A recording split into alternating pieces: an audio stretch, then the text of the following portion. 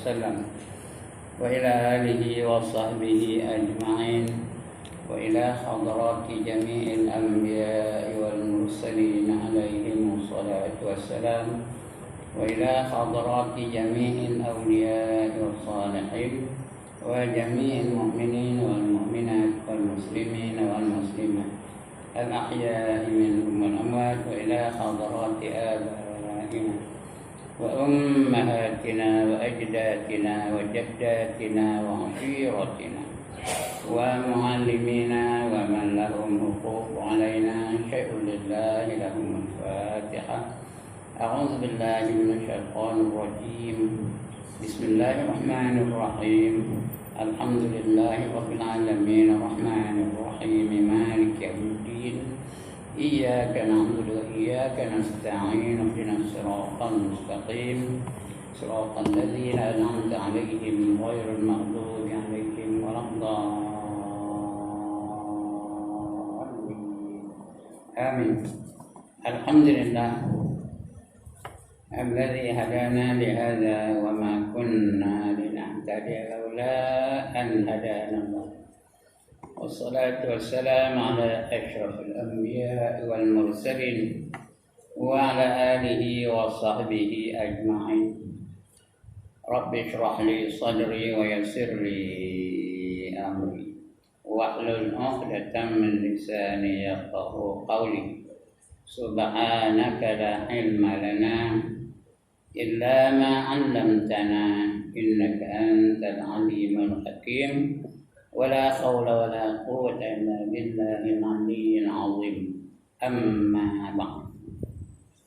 Yang dimuliakan Tuan Pengerusi dan ahli-ahli jawatan kuasa masjid, yang berbahagia tuan-tuan imam, tuan-tuan bilal, tuan-tuan guru, para alim ulama tempatan, ustaz-ustaz, ustazah-ustazah, pemimpin-pemimpin setempat, seterusnya tuan-tuan, perempuan, hadirin hadirat muslimin muslimat yang dirahmati Allah sekalian. Alhamdulillah, setinggi-tinggi kesyukuran kita panjatkan kehadirat Allah Subhanahu wa taala.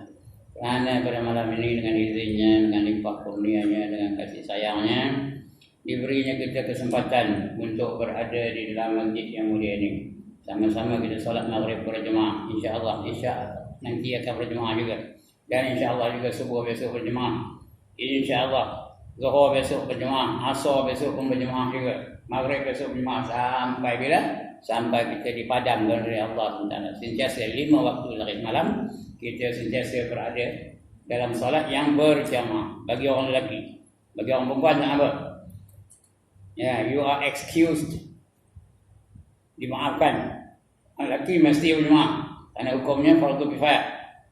Ya, jangan sendiri-sendiri saja-saja tak siur nak datang berjemaah. Siapa tak siur saja-saja tak siur nak datang berjemaah, sembahyangnya kata di Nabi sembahyang sesat. Ya, bukan tak dengar azan, dengar. Tapi saja tak lehin aja. Kau tak reti je. Itu sembahyang sesat kata Nabi ya. Ini hadis sahih tau. Apa kata Nabi? Riwayat oleh Muslim. Walau annakum shallaitum fi buyutikum kama yusalli hadzal mutahallifu fi baiti la taraktum sunnata nabiyikum walau taraktum sunnata nabiyikum la dhalaltum. Kata Nabi, sekiranya kamu sengaja sembahyang di rumah kamu, seperti mana kamu sembahyang, seperti mana para mereka-mereka tak hadir pada malam ini kerana mereka juga sembahyang di rumah mereka masing-masing. Rupanya zaman Rasul pun ada juga orang yang tuang nak sembahyang rumah ya. Maka kamu telah meninggalkan sunnah Nabi kamu. Barang siapa meninggalkan sunnah kamu, sunnah Nabi kamu, maka sesat kamu. Kata Nabi sesat. Kalau sembahyang seorang-seorang ni je. Ya, zaman Nabi ada seorang buta. Namanya Abdullah ibn Maktum. Budak dah buta, rumahnya agak jauh sikit daripada masjid. Tapi tak pernah miss, ada je dia datang ke masjid. Budak dah buta. Yang selalu tuang tu, bukan orang buta, selalu tuang tu, orang celik. Tapi dia ni ada je, setiap waktu ada. Pada satu hari dia pergi berjumpa. Dekat nak balik dia jumpa dengan Rasulullah. Ya Rasulullah, saya ni udahlah buta. Rumah saya agak jauh juga daripada masjid. Agak-agak boleh ke saya semayang di rumah aja. Tak payah datang masjid. Mula-mula Rasulullah benarkan. Dia punya orang itu. Elok nak balik 2-3 langkah tu dia panggil balik Rasulullah. Wahai Abdullah, mari kita. Saya datang ni ya Rasulullah, kata dia Abdullah bin Mas'ud ni. Ditanya Rasulullah, kamu dengar ke tak dengar azan? Jawab Abdullah bin Mas'ud, dengar dah ya Rasulullah. Masa itu bukan ada mikrofon pun. Dengar ya. Kalau ni ada mikrofon, kalau dia azan di sini ni sampai ke masjid sana ke apa ni, dengarnya tau. Dia bukan dengar lagi. Ini dengar lah. Kalau waktu itu kata dia Rasulullah, semayang kamu di masjid. Datang ke masjid semayang. Orang buta pun disuruh Rasulullah semayang di masjid. Semayang di masjid. Orang jelek, lagilah ya. Jadi mudah-mudahan dengan itu, kita sungguh-sungguh semayang 5 waktu saya semalam berjamaah ya. Ada fadilat-fadilatnya, tapi itu lain kali lah. Malamnya kalau baca yang itu, lalu tak baca kitab pun ya. Ada fadilat lain. Ada 5 fadilat orang yang rajin semayang berjamaah, dan ada 5 kebinasaan orang yang tak nak jalan semayang berjamaah ya. Itu akan datang kita baca insyaAllah. Baik, untuk malam ini kita sambung lagi. Dan sebelum saya lupa dulu ya, bersyukur juga kita kerana kita dah masuk tahun baru. Dah masuk dah tahun 1442. Bulan ni pula bulan yang mulia, bulan Muharram.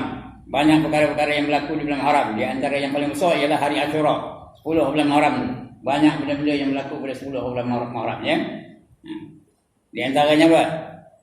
Allah ampunkan dosa Nabi Adam. 10 bulan Muharram, hari Ashura.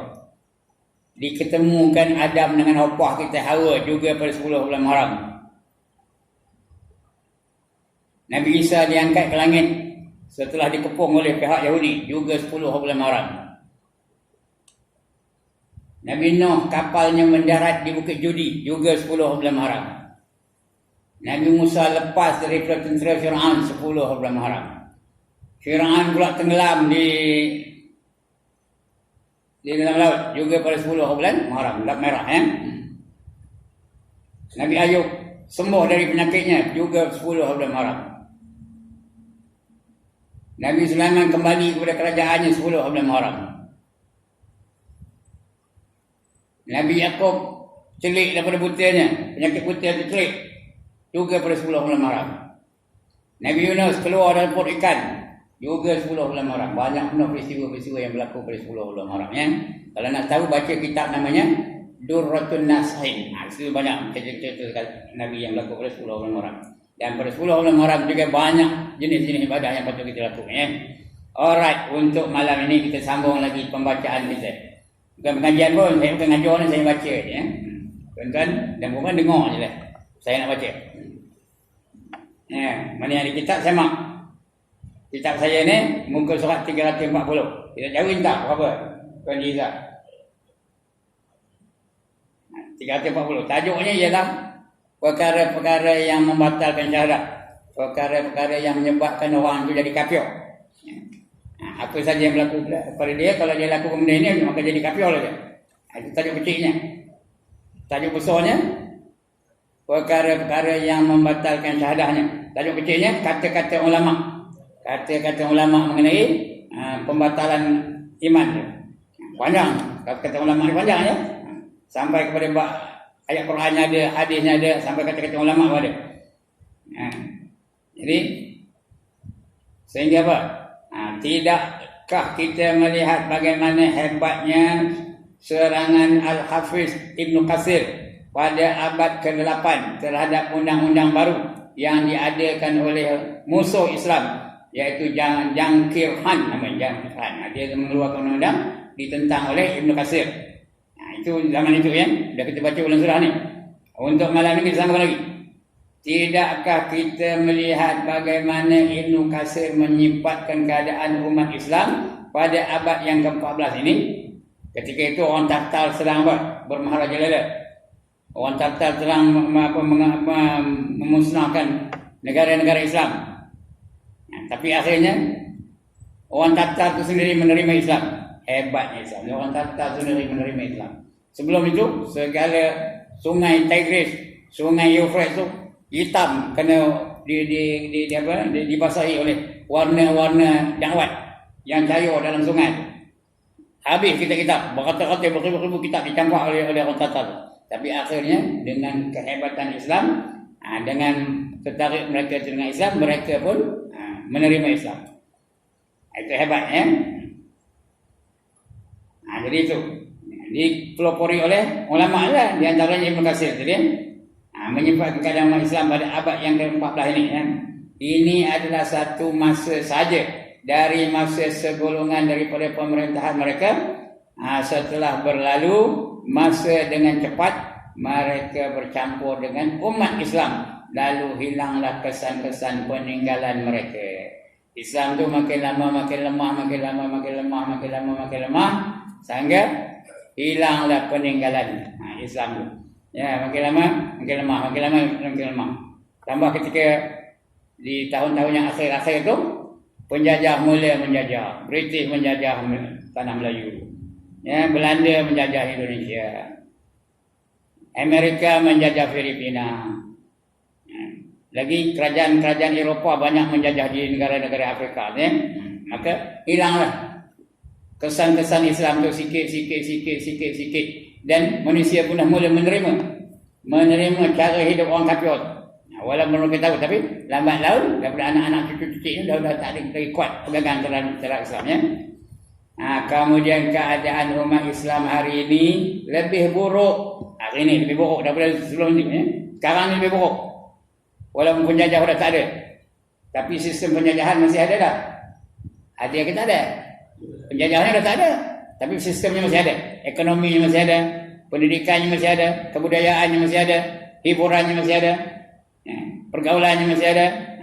Walaupun penjajah dah tak ada, ditinggalkannya legasi mereka itu, sehingga menjadi tamadun umat Islam hari ini menerima, ya. Kerana kebanyakan umat Islam hari ini hampir bergabung dengan undang-undang rekaan manusia. Undang-undang yang kita amal itu ada rekaan manusia. Sedangkan Allah murka tu. Fawailul lil ladzina yaktubuna alkitaba bi aydihim. Fawailul lil ladzina yaktubuna alkitaba bi aydihim thumma yaquluna hadza min indillah liyashtaru bihi samanan qalila. Fawailul lil ladzina fawailul lil ladzina yaktubun fawailul lil ladzina bukan fawailul lil ladzina yaktubuna alkitaba bi aydihim thumma yaquluna hadza indillah hadza min indillah liyashtaru bihi samanan qalila. Fawailul fawailul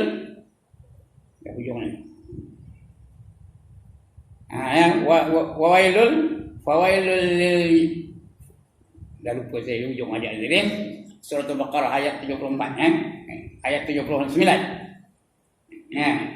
Neraka wailah bagi mereka-mereka yang menulis kitab dengan tangan-tangan mereka lalu mendakwa ini dari Tuhan mereka. Kan saling nakkan dunia dan menjual cara itu dengan apa? Samanan qalila, dengan harganya sedikit saja. Bukan banyak orang. Dunia ni, berapa dunia ni, pada sisi Allah sikit, bukan banyak harganya. Tapi kerana nakkan dunia dah habis tu. Maka apa? Kita banyaklah menerima sekarang ni undang-undang ciptaan manusia. Itu hari ini. Undang-undang kafir tu. Dan menyalahi syariat, yang menyalahi syariat, undang-undang tu menyalahi syariat. Yang mana undang-undang ini adalah serupa dengan undang-undang yang dibuat oleh pemerintah kafir yang direka oleh manusia yang mendakwa Muslim. Manusia kita ni penduduknya Muslim, tapi mereka menerima undang-undang yang dicipta oleh orang-orang kafir, ya. Padahal mendakwa Muslim tu, tapi kalau dia menerima, dia seronok dengan undang-undang itu, maka batallah imannya. Kemudian undang-undang ini dipelajari oleh generasi Islam. Belajar, dah kecil lagi belajar. Ya. Undang-undang ini mencuri, masuk jail. Dalam Islam mencuri, apa buat? Potong tangan. Ya.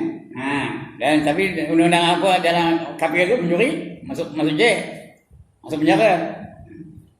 Beza ya. Berzina apa hukum dalam Islam? Dia kejam. Ya, bagi orang yang ghairu muhsan yang belum merasa persetubuhan, dia di apa? Disebat 1 kali. Tapi hari ini undang-undang khalat berapa? 2 kata, 3 kata denda ya. Dia menerima begitu. Itu orang yang begitu. Itu undang-undang itu ditaja oleh orang kafir ya. As-sariqu was-sariqah faqatahu aydiyahuma, kata Allah Al-Quran ya. Si pencuri lelaki dan si pencuri perempuan apabila sabit kesalahan mereka, hendaklah dipotong tangan kedua-dua mereka. Itu dalam Islam. Tapi sekarang ni mana ada orang potong tangan? Karena mudah menerima cara-cara yang ditunjukkan oleh orang kafir ya.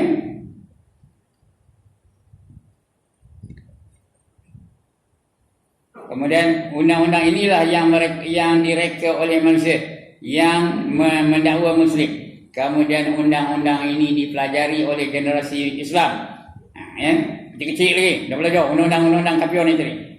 Generasi Islam. Bapa dan anak masing-masing berbangga dulu. Dulu ini dapat PhD ni, master ni bangga. Mereka serahkan urusan mereka kepada pendukung undang-undang kafir tadi. Serahkan tu ya. Biar mereka yang mentadbir. Mereka menghina siapa sahaja yang mengajak mereka kembali kepada hukum Allah. Siapa yang nak kembali kepada Allah dihina. Siapa yang membangga dengan orang kafir dia dimuliakan, dapat pangkat, dapat datuk seri dan sebagainya, tan seri dan sebagainya. Ya. Menghina hukum-hukum Islam. Banyak hukum-hukum Islam dihinanya. Ya, tengok seorang tu makan jilat-jilat jari, dia ketik yang penengok jilat-jilat jari. Padahal ada dah dalam Islam apa tu? Ada dalam Islam jilat jari? Ada, itu sunnah Nabi. Jangan dihina sunnah Nabi. Seorang dia tak buat, tak apa. Jangan dihina sunnah Nabi. Ya, ini sekarang ni. Orang pakai jubah dihina. Orang pakai tie tak dihina. Orang pakai seluar pendek dia muliakan pula. Bagi pingat dah tu. Orang bertudung muka, tutup muka tu dihina. Diberi berbagai-bagai gelaran. Tapi orang yang terpongih dia kepala, dia muliakan pula. Dapat pingat dan sebagainya. Itu yang peninggalan penjajah ya. Sehingga diterima oleh orang kafir.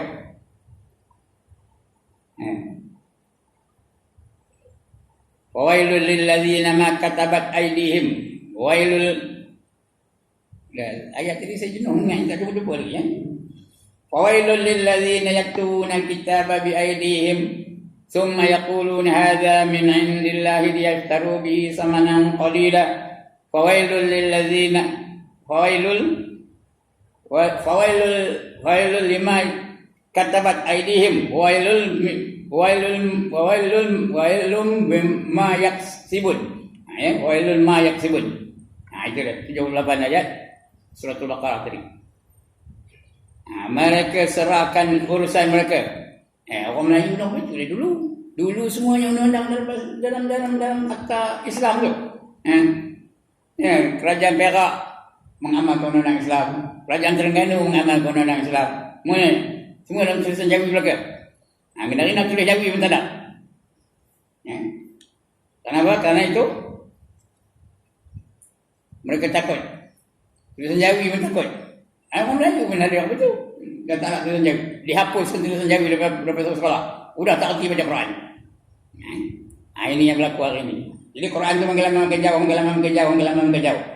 Ada seorang Perdana Menteri British. Namanya Harry Gladstone. Dia Perdana Menteri. Dia bawa Quran di Parlimen. Dia pun angkat Quran tu. Tunjuk kepada ahli-ahli Parlimen British. Tahu? Apa kata dia? This is the book of the Muslims. For as long as the Muslims are holding on to this book, we will never be able to defeat them. Therefore, if you want to defeat them, make sure they stay away from this book. Apa katanya? Faham ke dia main cakap putih ni? Tak faham ke tak ada seorang putih? Ini cikgu cakap putih lah tau. ini kitab orang-orang Islam. Kitab yang dipegang oleh orang Islam, kitab suci orang Islam. Selagi mereka berpegang kepada kitab ini, kita takkan berjaya mengalahkan mereka. Kata dia, Harry Jackson, Perdana Menteri British ketika itu. Oleh kerana itu, kalau kamu nak mengalahkan mereka, buat perancangan supaya mereka jauh daripada Quran.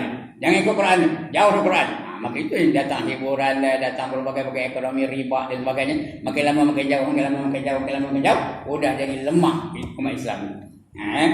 Dia jadi lemah kita ni. Makin lama makin jauh, makin lama makin jauh. Islam dah makin lama makin asing, makin lama makin asing.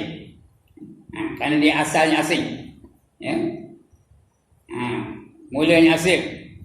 Bada'ul Islam ghoriban. Ya. Islam itu bermula dengan keadaan asing. Wasayamu dia ghoriba, dan dia akan kembali menjadi asing. Itu Islam ya. Zaman Rasulullah tu Islam tu asing tu sikit aja orang menerima Islam. Kemudian sekarang pun begitu juga. Makin lama makin kurang, makin lama makin kurang yang menerima Islam kan. Begitulah kerana serangan-serangan orang-orang asing ni, orang bukan Islam terhadap negara Islam.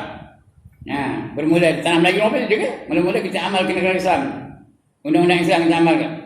Lepas itu berlakulah satu negeri dikuasai oleh orang British kan.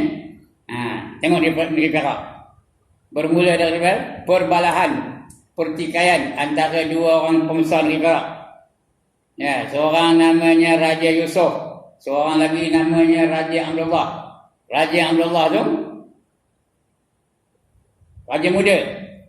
Raja Yusof tu raja bendahara. Oleh kerana mereka bertikai, bermusuh-musuhan, ya, British mengambil kesempatan. Bila mangkat aja Sultan Perak ketika itu, mangkat aja Sultan Perak ketika itu, patutnya Raja Abdullah lah menjadi Sultan, kerana dia raja muda. Raja Yusof ni raja dihera. Tapi oleh kerana mereka bergaduh, Raja Yusof ni duduk di Kuala Kangsar. Raja Abdullah duduk di Teluk Intan. Teluk Mak Intan bila ditukar pada Teluk Ensin, sekarang dia dah Teluk Intan balik. Dia duduk di Teluk Mak Intan. Jadi oleh kerana mereka bergaduh, kamu kalau modi aja siap je. Tunggu kamu dengan lembik, tunggu kamu dengan panah. Tak berani dia boleh. Adat istiadat Perak ketika itu, bila rajanya mangkat, raja muda mesti hadir ketika permakaman raja yang dah mangkat. Bila dimakam raja yang dah mangkat tu, baru diisiar di apa tu. Selepas itu diisiarkan raja muda menjadi sultan. Jadi dia tak berani nak kulu. Masa dulu kan ada helikopter. Nak kulu kena naik apa? Kena naik kapal. Tahu kapal? Ya Allah, tak tahu kapal tu. Sapu kantor dulu, saya tengok kapal sapu kantor. Ini kapal Haji Saleh. Ini kapal Nepah dari Pulau Tiga, kapal Nepah namanya tu. Kapal Lambo ada. Jangan tak kira dia bukan orang lain hari ni. Jadi kulu tu mesti nak naik kapal, naik bot. Kalau Raja Yusof ni dah nunggu je tentera-tenteranya. Hulu balang nunggu tepi sungai. Dia tak berani lah dia. Oleh kerana tak berani, dia tak dapat disiharkan jadi raja begitu itu. Ini cikgu sejarah dulu ni tau. Tak dapat disiharkan jadi raja begitu itu. Maka oleh kerana dia tak ada, diisiharkan pula Raja Yusof jadi raja. Ngamuk ada Raja Abdullah. Sepatutnya aku pun macam tu. Tapi dia tak ada pun salah tu. Dia takut, nak datang takut. Maka jadilah Raja Yusof tu jadi sultan. Ya, pertikaian ini diketahui oleh orang British. Maka datanglah orang British tu, pergi jumpa dengan Raja Yusof. Pergi jumpa dengan Raja Abdullah, Raja Yusof, Abdullah. Apakah kamu mau jadi sultan? Agaknya lah, tidak dengar Pelak dia lah. Hendaklah, kata Raja Abdullah. Kalau kamu mau jadi sultan, British boleh bantu, boleh tolong kamu. Ya? Macam mana? Boleh. Kita akan ada perjanjian. Ya? British boleh bantu, boleh tolong kamu. Ya? Dan British boleh bagi. Tapi dengan syarat, kamu tinggalkan urusan-urusan pentadbiran negeri Perak. Serahkan kepada British. Kamu mesti menerima satu residen, satu penasihat dari British. Ya. Dan British akan bagi kamu bulanan. Bukan banyak pun, tambah satu, RM80 berapa kan? Alang bulanannya. Oh, nemo itu masih 80 ringgit banyak lah. Nemo itu indah lah. Maka terteralah perjanjian apa? Ini apa? Bangko. Tahun berapa? 1874. Ni murid pandai. Itu ya. Pakar sejarah tu. 1874. Maka diserahlah pentadbiran negeri Perak ni kepada British. Dilantik seorang residen British. Duduk di Pesalak tu. Namanya apa? Tuan Bat.